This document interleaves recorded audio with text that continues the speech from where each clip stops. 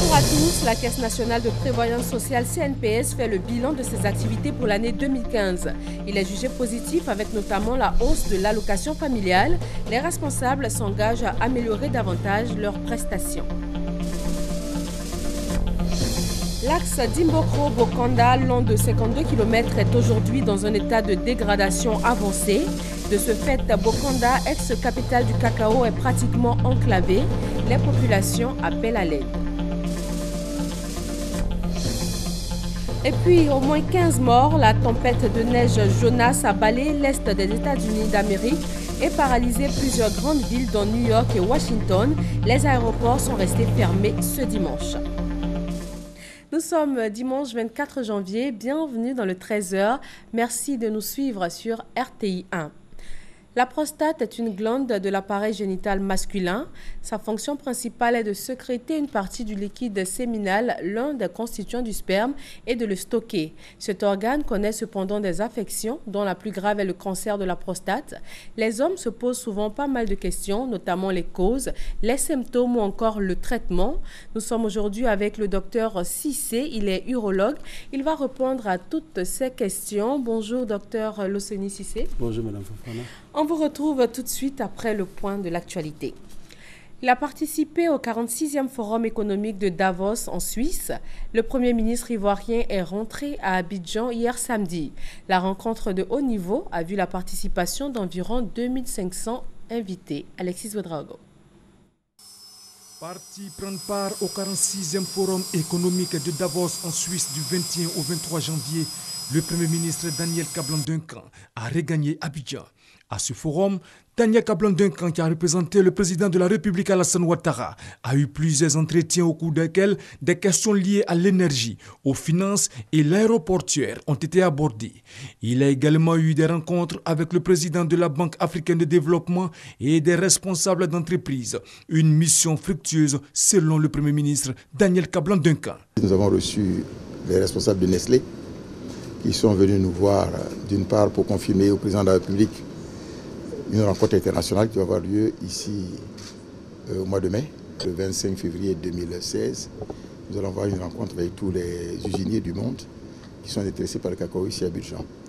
Mais aussi nous avons abordé une question qui nous intéresse particulièrement dans le cas de la TNT, et où vous avez un certain nombre de diffuseurs, je dirais, tricheurs, qui essaient d'avoir vendre des décodeurs ici au niveau de la Côte d'Ivoire. Le président de la ACA a fait des propositions qui vont être bientôt examinées au niveau du Conseil de gouvernement. Deux entreprises indiennes sont venues nous voir. Une qui est intéressée donc par Marabadiassa, qui veulent développer la culture du sucre et d'autres produits agricoles, et une autre qui veut développer les transports. Il y a beaucoup de gens qu'on a rencontrés. Je pense que ça a été assez long, mais fructueux. Environ 2500 participants issus d'une centaine de pays ont pris part à cette rencontre. La délégation gouvernementale, conduite par le Premier ministre Daniel Kablan-Duncan, était composée du ministre de l'Industrie et des Mines Jean-Claude Brou et du ministre de l'Économie numérique et de la Poste Bruno Nabagné-Koni. Et la destination Côte d'Ivoire séduit plus d'un à la Foire internationale du tourisme de Madrid. Le stand ivoirien attire énormément de visiteurs avec une animation particulière et une fontaine de chocolat. Hermaniamia. S'il y a un stand qui attire du monde à cette Foire internationale du tourisme de Madrid, c'est bien celui de la Côte d'Ivoire. En 3 jours d'exposition, les participants ivoiriens ont déjà enregistré environ 10 000 visiteurs. Et leur secret, c'est le cacao et la culture ivoirienne qu'ils ont mis en exergue à cette exposition. La fontaine de chocolat proposée à cette foire n'a pas désempli. Dans la discipline, tous les visiteurs tenaient à goûter au chocolat du premier pays exportateur de cacao au monde. Et après la dégustation, ils sont aussi retenus par l'ambiance de la troupe de danse.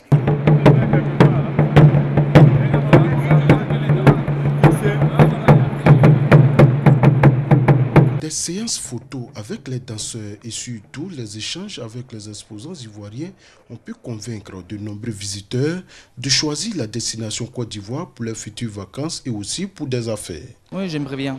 Ça a l'air intéressant au niveau de la nature, et aussi les plages et tout. Donc je pense que c'est un pays assez intéressant. Sí sé dónde está, claro que lo conozco. Il est évident que je connais la Côte d'Ivoire. Je sais que c'est situé dans la partie côtière de l'Afrique. Et je sais également qu'il a telle possibilité. Et donc, évidemment, j'aimerais le visiter. Les opérateurs ivoiriens ont pu rassurer les touristes sur la situation sécuritaire dans le pays. Cependant, ils ont souhaité l'ouverture d'une ligne aérienne directe entre l'Espagne et la Côte d'Ivoire. Tous les opérateurs que nous avons rencontrés, c'est ça qui est leur inquiétude et leur difficulté. Parce qu'il n'y a pas un vol direct.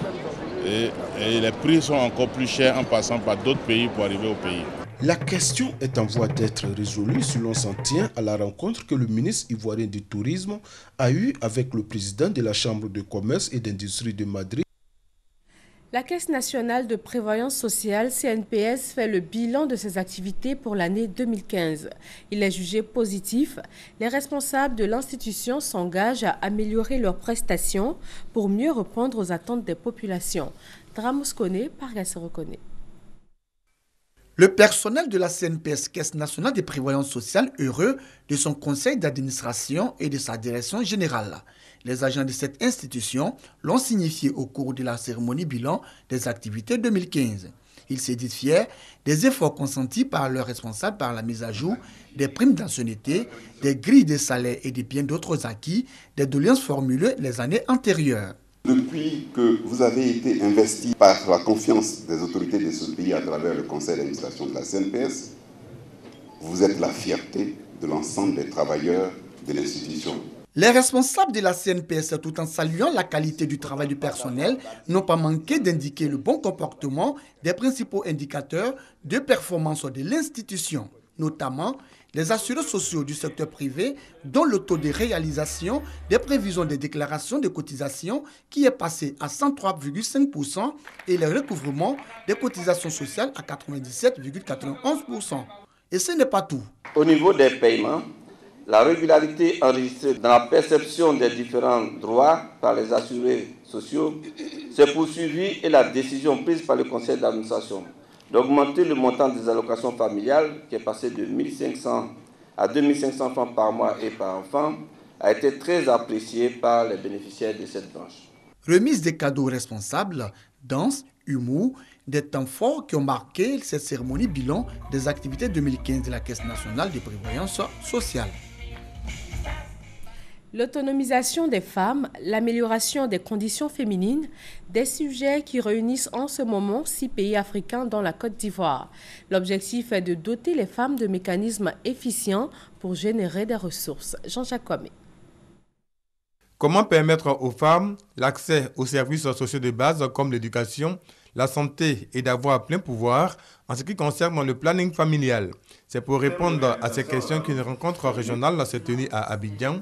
Objectif, trouver les mécanismes idoines devant permettre l'épanouissement total de la femme. La mise en place d'un système d'information logistique fiable, la disponibilité constante des ressources techniques, humaines et financières suffisantes sont autant d'éléments à prendre en compte pour la mise en place d'une chaîne d'approvisionnement efficace qui réponde aux besoins réels de nos populations. Améliorer le système d'approvisionnement des produits de santé, la reproduction maternelle, néonatale, infantile et nutritionnelle sont autant de données sur lesquelles le projet d'autonomisation des femmes et des dividendes démographiques au Sahel, un abrégé projet SWED, compte s'appuyer. Je voudrais ici donc remercier ces partenaires et les rassurer de la ferme volonté de nos gouvernements à poursuivre la réalisation des investissements nécessaires à l'amélioration de la chaîne d'approvisionnement en médicaments pour l'atteinte du dividende démographique. Le Burkina Faso, le Mali, la Mauritanie, le Niger, le Tchad sont les pays qui ont pris part à cette rencontre de haut niveau à Abidjan. La ministre du Plan et du Développement, Kaba Nialé, a exhorté les équipes pays à traduire en actes concrets sur le terrain les propositions sorties du séminaire. Prennent part au projet SWED des partenaires techniques et financiers comme la Banque mondiale, le Fonds des Nations Unies pour la population et autres agences américaines et françaises pour le développement. Lutte contre les violences basées sur le genre, on recense de nombreuses victimes dans l'Ouest ivoirien. En 2015, ce sont 124 cas, dont le viol d'un bébé de 6 mois, qui ont été documentés dans la seule ville de Mans. F. Boué. À l'ouest de la Côte d'Ivoire, les violences basées sur le genre VBG continuent d'être légion. Des chiffres alarmants pour la seule année de 2015. Dans la région de Mans, 124 cas de VBG documentés, dont des cas extrêmes. Pour les 3 premiers trimestres de l'année 2015, nous avons enregistré au niveau de la clinique juridique 21 cas de viol, essentiellement sur des mineurs. Et le dernier cas en date est celui d'un enfant de 6 mois. Un bébé de 6 mois qui a été victime effectivement des viols. On vient de me rapporter qu'une femme de 60 ans a été violée, donc je vais la rencontrer tout à l'heure. Ouais. Donc ça n'a pas encore cessé. Cela n'a effectivement pas encore cessé dans cette partie du pays marquée par la décennie de crise. Pour résorber le problème sous tous ses aspects, un cadre de travail est mis en place à Mans depuis 2009. La plateforme de lutte contre les VBG. Des entités étatiques, privées, des ONG nationales et internationales agissent en synergie dans la prévention, la prise en charge multisectorielle et la coordination. Au sein de la plateforme, nous avons des activités que nous planifions et que nous menons ensemble. Ce sont entre autres les différentes journées internationales, des prétextes pour nous pour revenir sur tout ce qui est question des droits de promotion de la femme. Ici, le centre fait plus la prise en charge des victimes de violences. C'est-à-dire dans cette prise en charge-là, nous faisons la prise en charge psychosociale. La prise en charge psychosociale et la prise en charge juridique. Nous, notre travail consiste à les accompagner pour leur faciliter l'accès et pour que la prise en charge puisse se faire facilement. Nous informons la survivante des différentes procédures. Nous l'accompagnons, nous l'orientons et l'accompagnons au niveau de la police et au niveau du tribunal. Toutes ces actions ont permis de voir les chiffres des violences basées sur le genre reculer dans la région de Mans ces dernières années. En 2013, quand la clinique juridique a recommencé ses activités, chaque semaine, il ne se passait pas de semaine sans qu'on ne reçoive des cas de viol. Mais aujourd'hui, on a constaté qu'il y a eu du recul. On continue toujours de faire le travail. Continuer toujours de faire le travail, il faut surtout corser la riposte, éviter, comme c'est le cas, des règlements à l'amiable, punir effectivement les auteurs de tels actes et impliquer davantage les leaders communautaires et politiques dans la lutte. Dans la région de la Bagoué, le taux de scolarisation a dépassé les 60% pour la jeune fille. Résultat de nombreuses campagnes de sensibilisation initiées dans la région, le défi actuel porte sur la poursuite des études après le premier cycle du secondaire. Mamadou Kouassi. La région de la Bagoué veut relever le taux de scolarisation en général, mais principalement celui de la jeune fille. De nombreuses campagnes de sensibilisation ont été menées, des campagnes qui portent déjà des fruits, car le taux de scolarisation dans cette région du nord de la Côte d'Ivoire est satisfaisant. Mais l'autre défi qui se présente à cette région, c'est celui du maintien des élèves dans le circuit de l'éducation et de la formation après la classe de 3e. Nombreux sont ces élèves qui abandonnent les cours pour diverses raisons. Il faut donc convaincre ces jeunes à poursuivre les études jusqu'au supérieur, afin de permettre à la région de la Bagoué de disposer d'un potentiel intellectuel important. Pour le faire, la jeunesse estudiantine scolaire du département de Boundiali initie une conférence portant sur l'orientation post-bac. Une conférence prononcée au cours de la journée de distinction de 343 meilleurs bacheliers du département de Boundiali. Au nombre de ceux-ci figure une vingtaine de jeunes filles. Car pour les responsables de cette structure de jeunesse, cette initiative vise à susciter le goût du travail bien fait et surtout encourager les parents à suivre la formation des élèves après le premier cycle. Le président du conseil régional de la Bagoué, Bamba Siama, a réaffirmé la volonté de sa structure à améliorer les conditions de travail des élèves et des enseignants pour de meilleurs résultats scolaires. Le président du conseil régional et le représentant de Koné Mamadou, président du conseil constitutionnel, parrain de la cérémonie, ont promis d'accompagner la jeunesse de la Bagoué dans leur insertion socio-professionnelle à travers des soutiens et la recherche de bourses d'études. Concours littéraire du lycée français Jean Mermoz, les lauréats ont reçu leur prix. Ce sont plus de 137 élèves qui ont été récompensés en orthographe, culture, écriture et dissertation. Patricia Omoetia. Des fautes de grammaire, des fautes d'orthographe. L'Association des professeurs des activités de français de Côte d'Ivoire n'en veulent plus. Ils ont donc organisé un concours littéraire pour amener les élèves à s'intéresser davantage à la langue française. Nous primons les meilleurs élèves, les 5 premiers de chaque discipline. L'orthographe, la dissertation, l'écriture et la lecture. Si le français n'est pas bien maîtrisé dans notre pays, cela y va même de l'avenir de notre nation. parce qu'en Côte d'Ivoire, la langue officielle, c'est le français. Pour cette édition 2015, le concours littéraire a enregistré plus de 1000 élèves des lycées et collèges. 137 ont été qualifiés et 20 lauréats ont reçu officiellement leur prix. J'ai respecté ce que le professeur nous disait en classe, la méthodologie, et j'ai dû beaucoup travailler à la maison. Et voici, aujourd'hui, ça paye. Comme on le dit très souvent, au bout de l'effort, la récompense. Les encourager à travailler dur, parce que c'est le travail qui peut emmener jusque-là. Pour le représentant du ministère de l'Éducation nationale, ce concours littéraire va progressivement s'étendre dans tous les établissements de Côte d'Ivoire. Le français est le substrat de tout ce qu'on apprend en Côte d'Ivoire actuellement. Que ce soit des mathématiques, l'histoire, géo, le reste, il faut passer par le français. Et nos collègues ont bien compris cela. Un engagement qui fait partie des missions de l'Association des professeurs de français de Côte d'Ivoire. Mission conjointe du ministère de l'Éducation nationale et de la primature dans le département de Farkessédougou. Il a été question de se rendre compte de l'état d'avancement des travaux, des infrastructures scolaires dont ces localités ont bénéficié, et ce dans le cadre du contrat de désendettement et de développement C2D. Reportage à Sankan, commentaire Amadou Ouattara. Une visite de terrain pour apprécier le niveau d'exécution des travaux de réalisation d'infrastructures éducatives financés par le CD2, contrat de désendettement et de développement. C'est le sens de la mission conjointe ministère de l'Éducation nationale et la primature dans le département de Farkessédougou. Première escale, Kombala. Des ouvriers s'activent pour la livraison à fin mars du collège de proximité. Dans le village de Diembala, l'école primaire 2 et la maternelle accueillent déjà ses écoliers. Nous voulons du matériel de sport. Nous voulons encore des romans pour notre coin de lecture.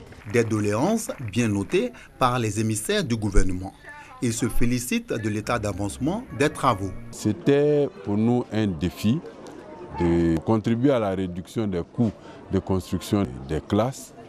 Aujourd'hui, nous sommes en passe d'avoir relevé ces défis. Confirmer cette approche communautaire que le C2D a mis en place par le biais des réformes du ministère de l'Éducation nationale, à savoir passer par des ONG pour construire des écoles avec la population et pour la population. L'objectif, c'est vraiment de renforcer la scolarisation en milieu rural. Le gros avantage de ces écoles, c'est qu'elles ont une classe maternelle. C'est un besoin très important au niveau des campagnes. Les travaux des infrastructures éducatives de Kombala et de Diembala rentrent dans le cadre de la première signature du CD2 entre la Côte d'Ivoire et la France le 1er décembre 2012. Contrat qui, dans le secteur éducatif, prend en compte la construction de 40 collèges de proximité et de 116 écoles primaires. L'axe Dimbokro-Bokanda est long de 52 km et il est aujourd'hui dans un état de dégradation avancée. De ce fait, Bokanda, ex-capitale du cacao, est pratiquement enclavé. Moussa Konaté. Un mini-car de transport en provenance de Dimbokro pour Bokanda. Le véhicule roule lentement. Une allure, pas du tout du goût des usagers. 2 heures de temps pour un tronçon de 52 km, bien combien là, je crois que c'est trop. Ça allait là, la route même est gâtée, on ne sait même pas que ça a été goudronné. L'axe Dimbokro-Bokanda, long de 52 km, est impraticable. La voie est fortement dégradée. Vraiment, le voyage est vraiment pénible, il faut le dire sincèrement. J'avais voulu essayer un peu avec la moto et il y a du mal même à rouler. À Abidjan, quand tu t'en vas voir un transporteur, on dit Bokanda là. À cause de Dimbokro et Bokanda, on ne vient pas là-bas. Cette route se dégrade encore plus après chaque saison de pluie. Le bitume a volé en éclats à certains endroits. Les villages situés sur l'axe subissent assez de désagréments du fait de la poussière. Bon, ici, nous, on n'a pas le goudron ici. Les poussières nous donnent les malades. De temps en temps, on va à l'hôpital. Donc vraiment, nous, on veut dire, notre président, il n'a qu'à nous aider pour faire goudron. Le mauvais état de la route est la cause de l'enclavement de Bokanda. Difficile d'écouler les productions. Les véhicules de transport se font rares dans la ville. Des faits qui freinent le développement de l'ex-capitale du cacao. Il n'y a pas de véhicules qui arrivent à passer. Donc tout ce qui est comme marchandises devient cher. Problème de route, vraiment, ça casse tous nos véhicules. Bokanda attend son développement. Des initiatives pour sortir la ville de l'ombre sont en vue. Il n'y a pas de banque. On n'a pas assez de stations-service. Pas de grands opérateurs commerciaux Mais lorsque ceux-là, nous les sollicitons, ils nous disent qu'il n'y a pas de route. Donc c'est pour cela que c'est important aujourd'hui que cette route soit réhabilitée. Lors du lancement de sa campagne présidentielle, le président de la République est venu à Bokanda avec le guide éclairé de notre région, le président Henri Konan Bédié. Et à cette occasion-là, le président a promis réhabiliter cette voie. Donc nous attendons que cette promesse soit suivie des faits concrets dans les mois à venir. En attendant, les populations qui semblent être habituées à ces crevasses, nids de poules et poussières, scrutent l'horizon. Elles espèrent la réhabilitation de l'axe Dimbokro-Bokanda, une voie en état de dégradation avancée. L'agence américaine de développement USAID a mené une étude à Sorobango dans la région du Zanzan.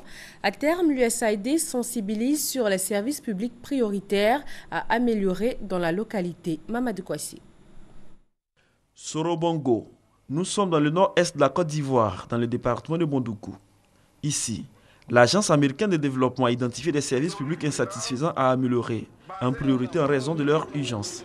Il s'agit entre autres de l'accès à l'eau potable. Nous devons construire 48 pompes. Au niveau de l'hydraulique villageoise améliorée, nous avons 4 villages qui doivent avoir ça. Au niveau des châteaux, nous avons 6 qui doivent être construits au niveau de Sorobango.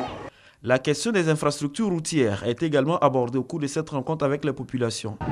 Même si l'axe Sorobango-Taradi a été reprofilé, et pour ce qui concerne Sorobango-Nafabeni, nous avons bénéficié d'un reprofilage lourd, il faut reconnaître qu'il y a des axes secondaires aussi où on doit faire quelque chose.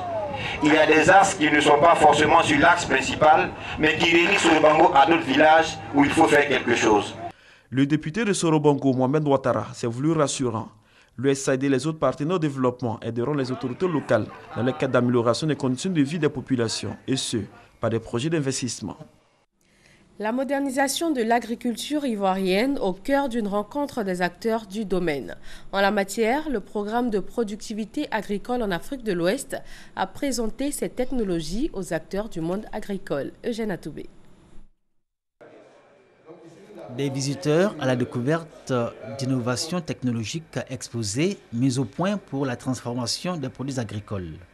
Étuveuses améliorées de riz, semuleurs et essoreuses pour la fabrication de la tiquée, couveuses artisanales, solaires ou à pétrole pour la volaille traditionnelle, farine de banane pour pâtisserie et farine de manioc et maïs pouvant servir à la fabrication de pain. Ces technologies sont générées ou introduites par le PPAO-WAP, Programme de productivité agricole en Afrique de l'Ouest. Je suis satisfait de cette amélioration de productivité que nous avons apportée, mais le nombre de personnes touchées est encore insuffisant pour atteindre véritablement les objectifs au niveau national. Donc il y a encore du travail pour amplifier le mouvement de diffusion de ces technologies-là.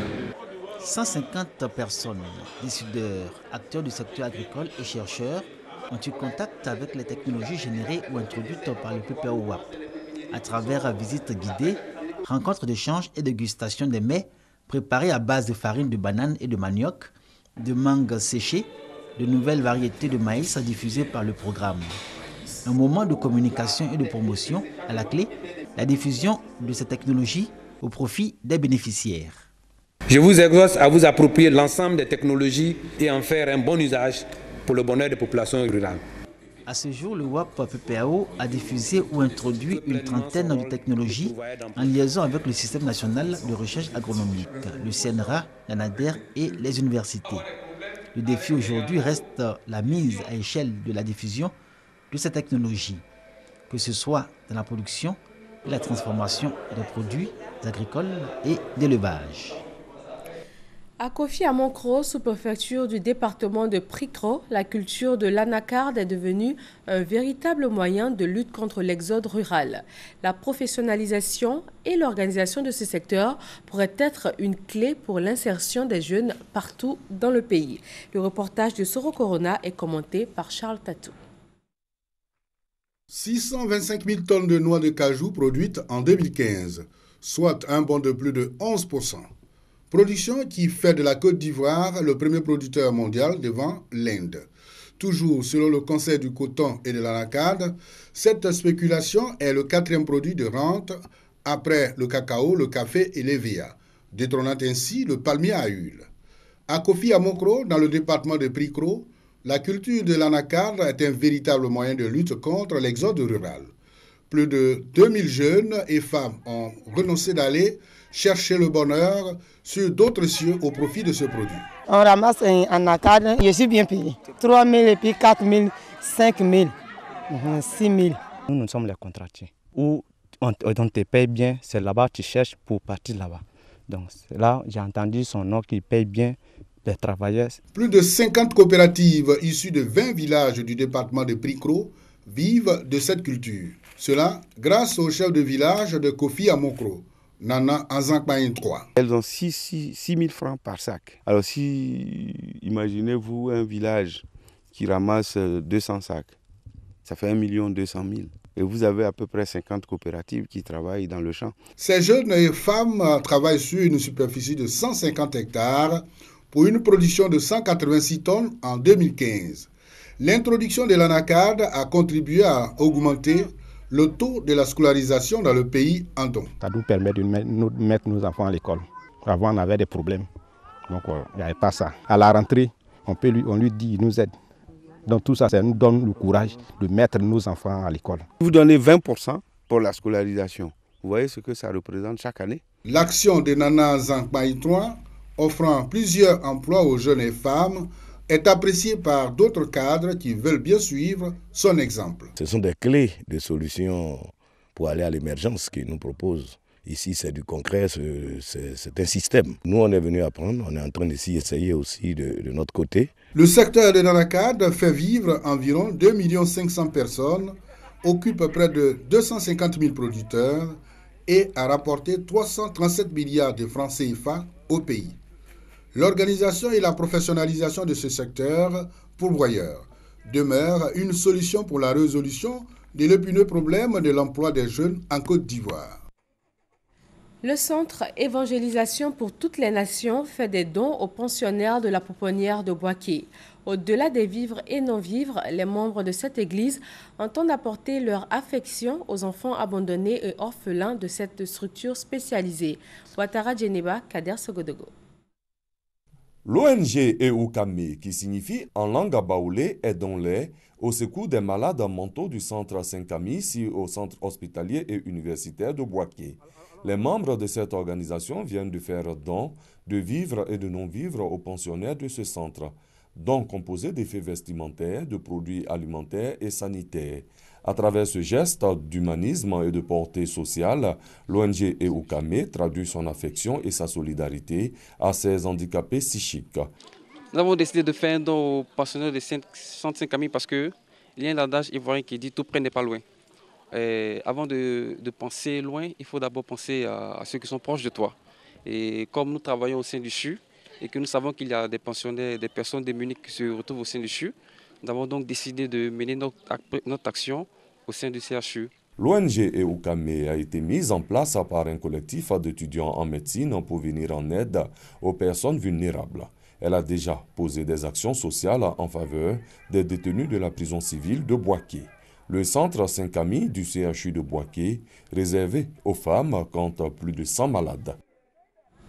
Direction Haïti, où les élections censées se tenir aujourd'hui ont été reportées pour des raisons de sécurité. Des milliers de personnes ont défilé samedi à Port-au-Prince pour réclamer le départ du président Michel Martelly au lendemain de ce report du deuxième tour de la présidentielle du 25 octobre et des législatives du 9 août. Au moins 15 personnes sont mortes dans l'est des États-Unis après le déluge provoqué par la tempête de neige Jonas. Plus de 50 cm de neige sont tombés à New York et à Washington et les aéroports sont restés fermés ce dimanche. Ben Touré et Sidonie Davila. L'est des États-Unis vit une de ses pires chutes de neige de son histoire. Ce samedi, au moins 15 personnes y ont laissé la vie, entre autres 3 décédés de crise cardiaque à New York alors qu'ils se débarrassaient de la neige chez eux. 6 en Caroline du Nord, victimes d'accidents de circulation, ont indiqué les services d'urgence de ces États. Cette chute de neige record a également provoqué une coupure d'électricité dans l'est des États-Unis. 90 000 résidents dans le New Jersey en sont privés et 120 000 personnes toujours dans le noir en Caroline du Nord. Vols, métros et bus arrêtés tout ce week-end par les autorités afin de limiter les dégâts. Également de nombreux appels à la prudence. Ces appels, certains Américains ne l'entendent pas. Faire du footing ou du ski, ces chutes de neige sont pour eux l'occasion de se divertir. Autre chose que les autorités redoutent, les inondations dans certaines villes de l'est du pays.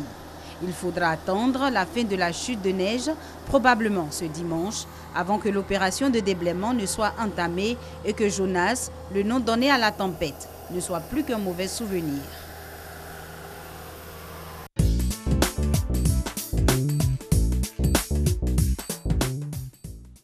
Bienvenue dans le magazine du dimanche. Rebonjour docteur Loseni Sissé. Bonjour madame.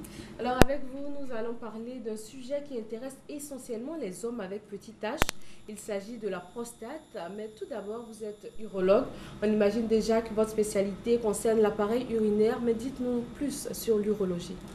L'urologie, merci madame, l'urologie c'est la spécialité chirurgicale qui s'occupe de l'appareil urinaire et génital chez l'homme et de l'appareil urinaire chez la femme.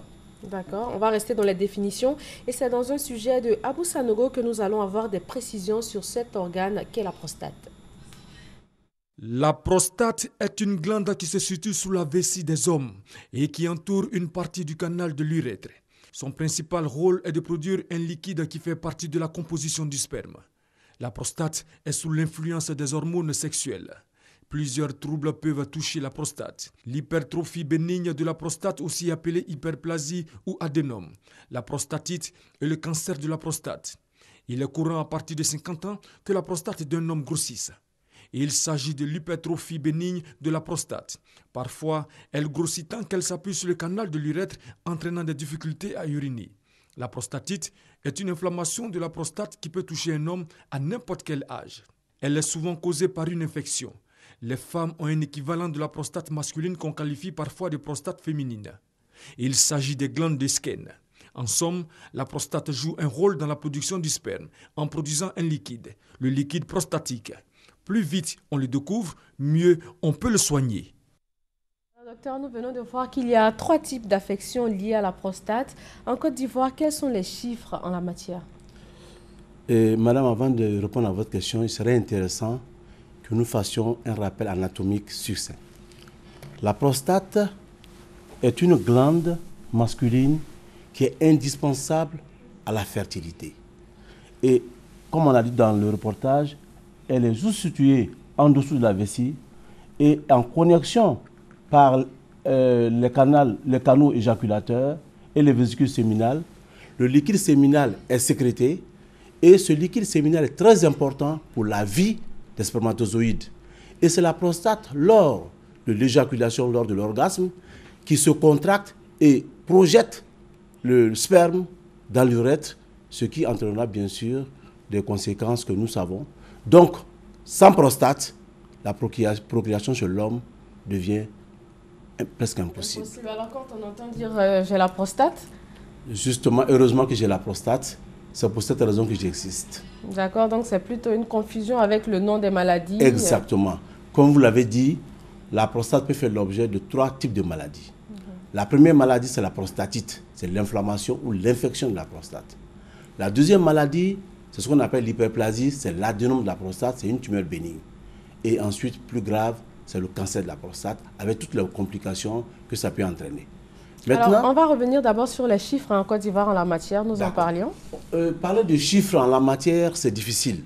Mais ce que je peux vous dire, la prostatite peut survenir à tout moment de la vie d'un homme à partir du moment où il a 20 ou 30 ans et il a des activités génitales. Ensuite, l'adénome de la prostate survient après 50 ans. Mais parfois, il arrive que ça arrive plus tôt. Le cancer de la prostate, c'est le cancer de la vieillesse. C'est le cancer qui survient après 60 ans et dans la moitié des cas chez les hommes. D'accord, vous avez parlé de l'âge, mais comment est-ce qu'on attrape ces affections? La prostatite, comme je l'ai dit, c'est une infection. Comme on n'a pas le temps, généralement, c'est ceux qui gardent les urines. Vous savez, il y a des réunions, et en allant à la réunion, on a un peu envie d'uriner, on se dit non, ça peut aller, on va à la réunion, on reste à la réunion, on a envie d'uriner, on ne va pas uriner. Ensuite, professionnellement, ceux qui sont devant leurs ordinateurs, les comptables, les gens qui sont absorbés par le travail, ils ont envie d'uriner, ils ne vont pas uriner, ils ne vont pas satisfaire aux besoins. Et en ce moment-là, les germes pénètrent par phénomène canalaire à travers la prostate et ils commencent en ce moment à avoir des douleurs, des pesanteurs, ils urinent fréquemment et ils sont gênés.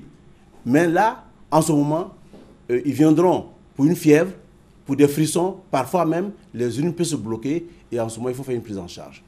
Maintenant, l'adénome de la prostate survient après 50 ans.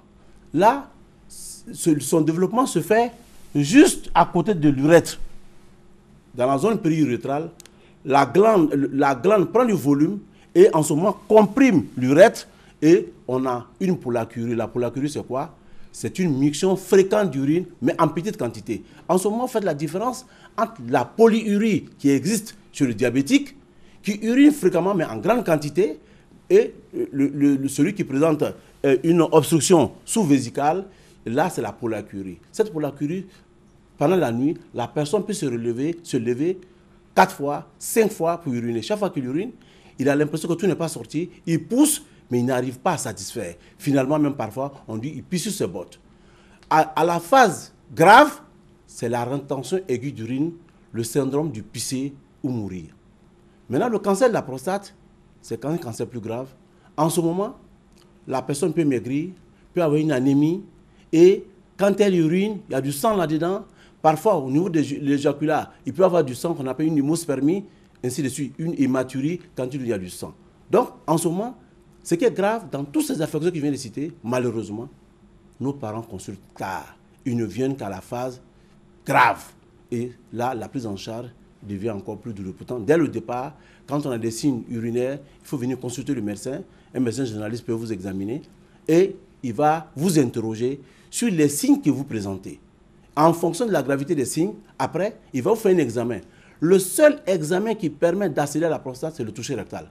Malheureusement, cet examen est rebuté parfois par les malades, pour des raisons de pudeur, et parfois même par certains médecins. Pourtant, c'est le seul geste qui permet de poser le diagnostic du cancer de la prostate, le diagnostic de l'adénome de la prostate et de la prostatite.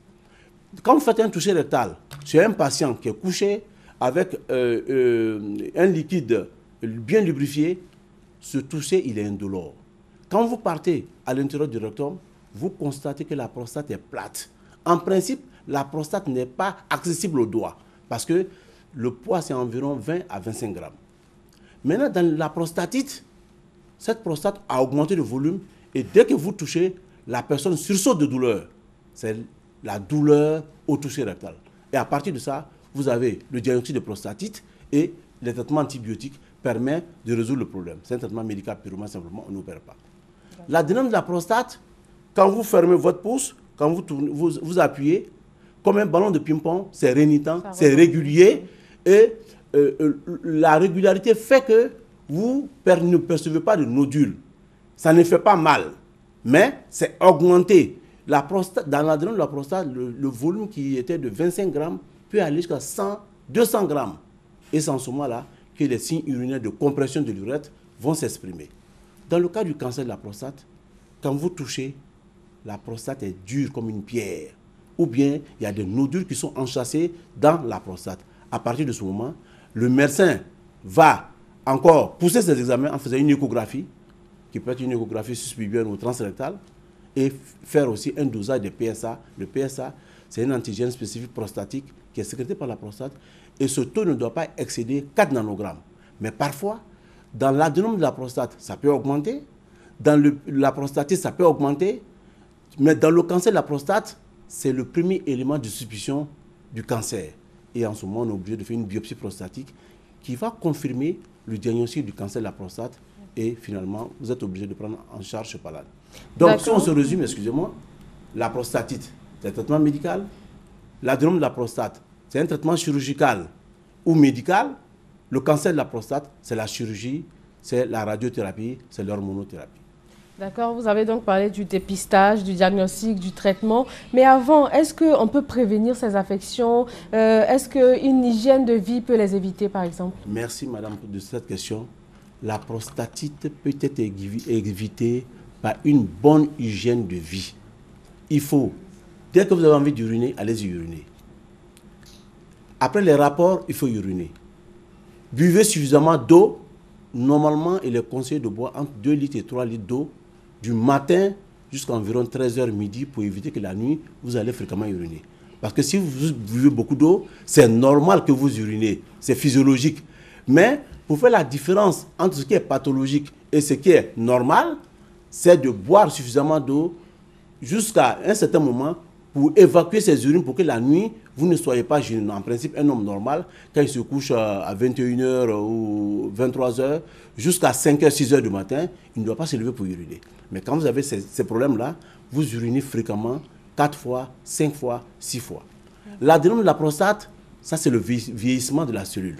Ça, il est conseillé parfois de faire du sport, de faire des exercices physiques, d'éviter certains aliments, mais si ça doit arriver, ça va arriver. On ne peut rien là-dessus.